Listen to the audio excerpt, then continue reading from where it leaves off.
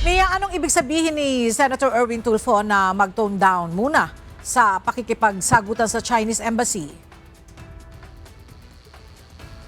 Magandang tanghali, Ella. Ayon kay Senator Erwin Tulfo, kailangan na iwasan muna itong mga personal attacks o yung mga patutsada na nalalayo na sa isyo.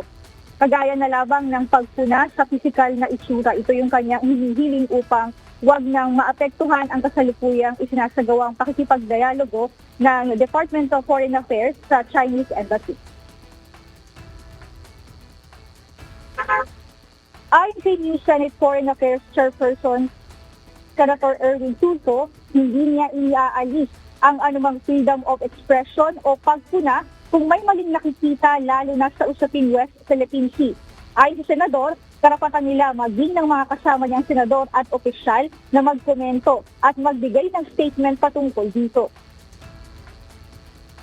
Hindi ako makikiusap na bawiin mo namin, hayaan ko ho yun. Pero I will just have to explain to Senator Kiko and then to Senator Risa Ontiveros na I had a meeting and this is what that there's an ongoing negotiations or dialogue between the DFA and the Chinese Embassy regarding the West Philippine Sea, yung mga code of conduct.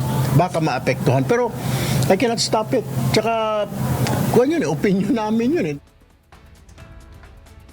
Layunin ng pakiusap na huwag maapektuhan ng tinatapos na Code of Conduct at iba pang pakikipagdialogo ng Department of Foreign Affairs sa Chinese Embassy.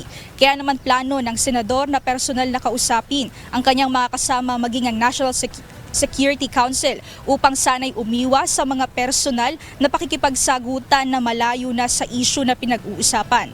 Ayon sa senador, matagal nang natenga ang pagtapos sa Code of Conduct na mahalaga para sa kapakanan ng mga mangingisda at mga Coast Guard. Kaya naman kung maaari, pakiusap ng senador na mag-tone down na muna.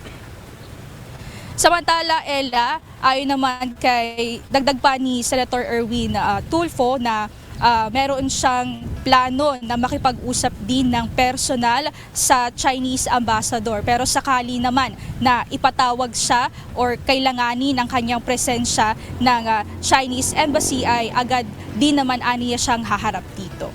At yan muna ang update. Balik sa iyo, Ella. Maraming salamat, Mia Alonzo.